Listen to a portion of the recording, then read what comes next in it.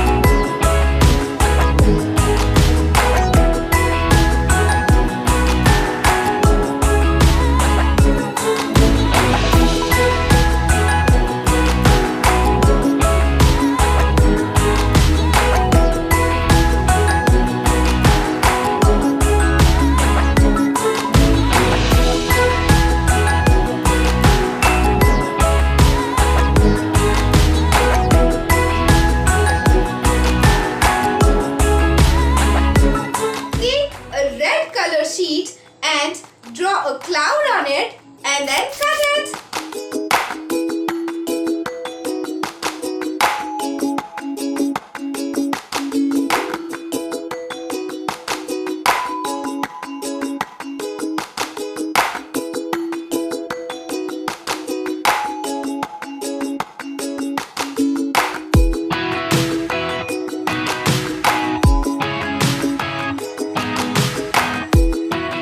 Make the hands and paws of the hen on the sheet and then cut it.